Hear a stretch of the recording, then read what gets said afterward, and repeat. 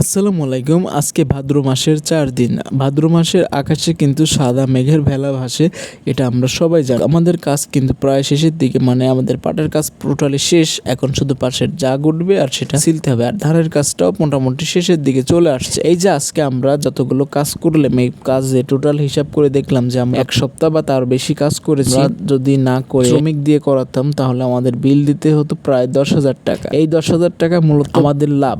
আজকের আকাশে অনেক সুন্দর রংধনু উঠেছে, যেটা আমরা বিকালে উপভোগ করছি। আজকে মাঠে গিয়ে আমরা দুপুরে কলা আর সাথে মুড়ি নিয়ে গেছিলাম। সেটা কাজের শেষে আমরা কলার মুড়ি খেয়েছি, কারণ এখন আজকে মানে কাজটা ছিল এই 2টা পর্যন্ত, ওই জন্য আমরা ভাত নিয়ে যাই নাই, যেহেতু বাড়িতে চলে আসতে পারবো, এই জন্য আমরা ভাত নিয়ে গেছিলাম। এর আগের যে আমরা পাটগুলো কেটেছিলাম, ওই পাটগুলো কেটে আমরা যে গাদি দিয়ে রেখেছিলাম, সেটা আজকে জাগ দিলাম। হুট করে চোখে পড়লো কলার থোর, তাই আমাদের কলার গাছ থেকে আমি থোরটা পেরে নিয়ে এলাম। আসলে এটা কিন্তু ভর্তা অনেক স্বাদ, যারা খেয়েছেন শুধুমাত্র তারাই কিন্তু জানেন এর স্বাদটা কিরকম। আর আকাশটা কিন্তু পুরোটা মেঘে ভরা। আসলে এখন ভাদ্র মাসে কিন্তু সাদা মেঘের ভেলা ভাসে, প্রচুর পরিমাণে আকাশটা দেখতে সুন্দর হয়ে যায়। যেরকম রোদ সেরকম মেঘেরও সৌন্দর্যটা বেড়ে যায়, আর সাথে কিন্তু পুরোপুরা অনেকটা বাতাস। জন্য বেশ কিছুটা জমিতেই ধান লাগিয়েছি, যে ধানটা প্রায় আমরা মানে ম্যাক্সিমাম জমিতে আমরা নিজেরাই কাজ করেছি, যার কারণে আমরা এবার আশাবাদ যে এবার আমাদের লাভের পরিমাণটা একটু বেশি হবে ইনশাআল্লাহ, যদি নিজের কাজ নিজে করা যায়।